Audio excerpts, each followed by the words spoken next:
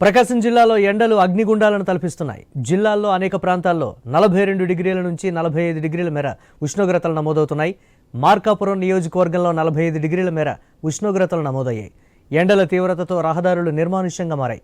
ఎండకు తోడు ఉక్కపోత, వడగాలులతో మరింత ఇబ్బందులు ఎదుర్కొంటున్నారు జనాలు. అత్యవసరమైతే తప్ప బయటకు రావద్దని వైద్యశాఖ అధికారులు సూచిస్తున్నారు. దీనిపై మరింత సమాచారం మా ప్రతినిధి సుధాకర్ అందిస్తారు.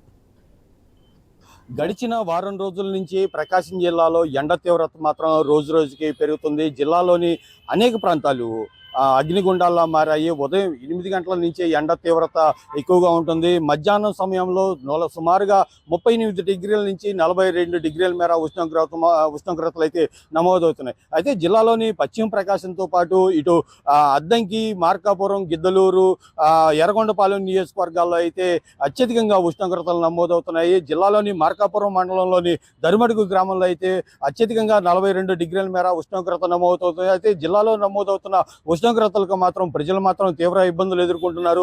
ఉదయం 8 గంటల నుంచి ఎండ తీవ్రత ఎక్కువగా ఉండటంతో ప్రజలు మాత్రం ఇళ్లలోంచి బయటికి రావాలంటే భయపడుతున్నారు.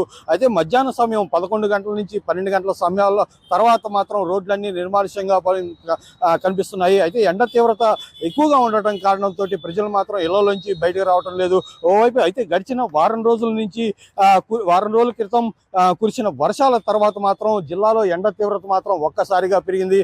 ఎండ తీవ్రతతో పాటు ఉక్కపోత ఎక్కువగా ఉండటంతో ప్రజలు మాత్రం ఇబ్బందులు ఎదుర్కొంటున్నారు. ఒకవైపు ఎండ తీవ్రత, మరోవైపు ఉక్కపోతతోటి ప్రజలు మాత్రం ఇళ్లకే పరిమవుతున్నారు. దీంతో జిల్లాలోని అనేక ప్రాంతాలు మాత్రం మధ్యాహ్నం 12 గంటల తర్వాత మాత్రం నిర్మానుష్యంగానే కనిపిస్తున్నాయి. అయితే ప్రస్తుతం మనం ఒంగోలు చర్చి సెంటర్లో ఉన్నాం, చూడొచ్చు.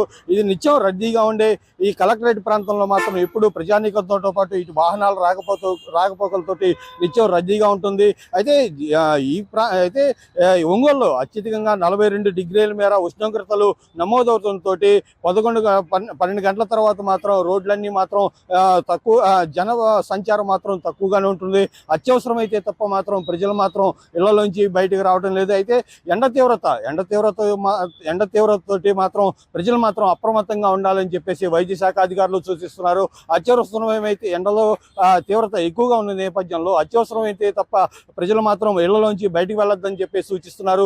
ముఖ్యంగా ఎండ తీవ్రత ఎక్కువగా ఉన్న నేపథ్యంలో ఈ ప్రభావం ఇటు వృద్ధులతో పాటు బాలింతలు, చిన్నారులపై ఎక్కువగా ఉండటంతో వారి పట్ల మాత్రం అప్రమత్తంగా వ్యవహరించాలి. ఎండ బయటికి వెళ్ళేటప్పుడు తగిన జాగ్రత్తలు తీసుకొని బయటికి వెళ్ళాలని సూచిస్తున్నారు. మొత్తంగా ఈ జిల్లాలో గత ఏడాది కంటే ఈ ఏడాది మాత్రం ఎండల తీవ్రత ఎక్కువగా ఉండటం పట్ల మాత్రం ఇటు ప్రజానిలో ఆందోళన ఎక్కువగా నెలకొంది. అయితే ఈ ఏడాది ఏప్రిల్ నెలలోని ఎండల తీవ్రత ఇలా ఉంటే ఇటు మే, జూన్ నెలలో ఎండల తీవ్రత ఎక్కువగా ఎలా ఉంటుందో అన్న ఒక ఆందోళన మాత్రం ప్రధానంగా ఇటు ప్రజల్లో నెలకొంది.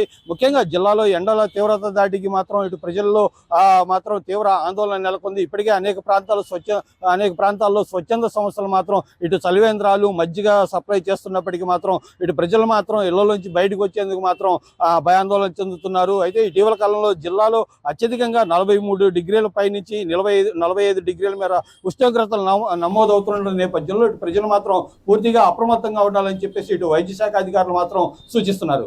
కెమెరామెన్ రామరాజుతో సుధాకర్, ఐ న్యూస్, ఒంగోలు.